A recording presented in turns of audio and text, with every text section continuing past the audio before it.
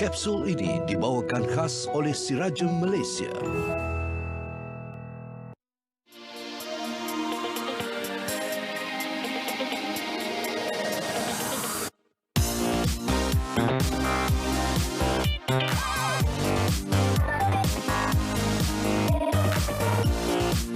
Simptom yang paling pertama ialah sakit. Biasanya sakit kita panggil sakit mekanikal. Maksudnya pesakit akan mengadu sakit sekiranya pergerakan berlaku.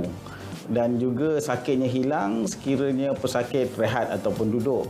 Itu kita panggil mechanical pain. Sakit waktu berjalan, sakit naik turun tangga ataupun sakit dia berubah posisi daripada duduk ke bangun.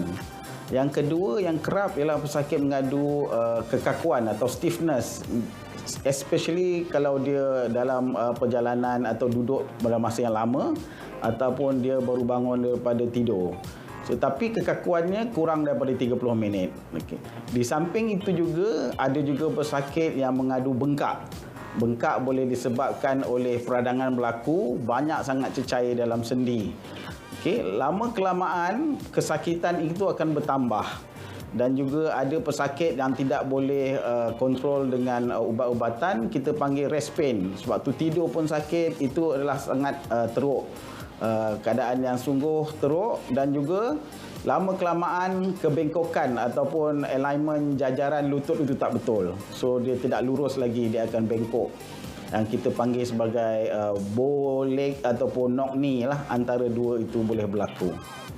So lama kelamaan pesakit tidak boleh membuat aktiviti harian seperti sebelumnya. Kemungkinan sebelum ni dia boleh menjadi community ambulator, lama kelamaan dia duduk di rumah ataupun akan menjadi lebih teruk, dia terpaksa duduk di atas kerusi roda ataupun terlantar di atas katil. Itu antara simptom-simptomnya daripada yang rendah atau yang paling teruk yang saya beritahu. Keadaan rawatan kita mengatakan nombor 1 keadaan konservatif tanpa pembedahan dan juga keadaan pembedahan. Kedua-duanya kita akan cuba dengan cara tanpa pembedahan, di mana kita akan bagi ubat-ubatan untuk ubat tahan sakit bila perlu sahaja, ataupun ada juga pesakit yang memerlukan suntikan sama ada steroid sewaktu bengkak atau suntikan gel yang kita panggil hyaluronic acid untuk menambahkan kelinciran sendi dan juga menambahkan proses pembentukan cecair sendi.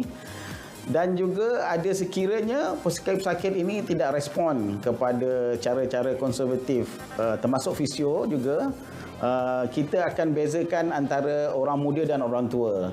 Orang muda seboleh-bolehnya kita cuba membentuk rawan yang baru ataupun kita panggil kondroplasti, di mana kondrol maksudnya rawan, plasti kita cuba bentuk atau kita cuba stimulate penyembuhan rawan yang baru.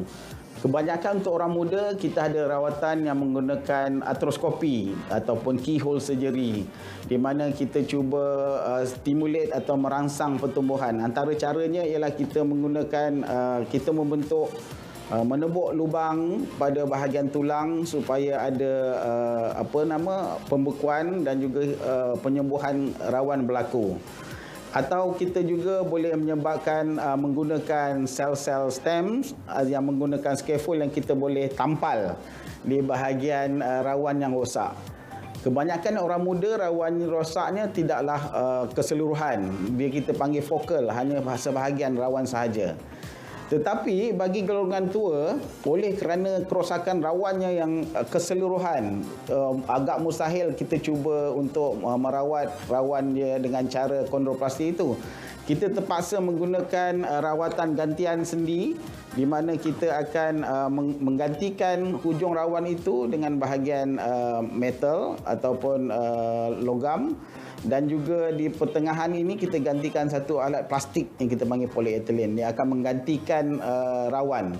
So dia akan dapat pergerakan yang lincih. Itu antara perbezaan orang muda dan orang tua. Jika dilakukan pembedahan gantian sendi, secara amnya pesakit akan masuk dalam ward selama 5 atau 6 hari. Hari kedua dan ketiga kebanyakan pesakit akan boleh berjalan menggunakan tongkat. Dan luka luaran akan sembuh dalam masa 2 minggu. Dan kebanyakan pesakit akan berasa selesa dan boleh membuat aktiviti seperti biasa dalam masa 6 minggu sampai 3 bulan.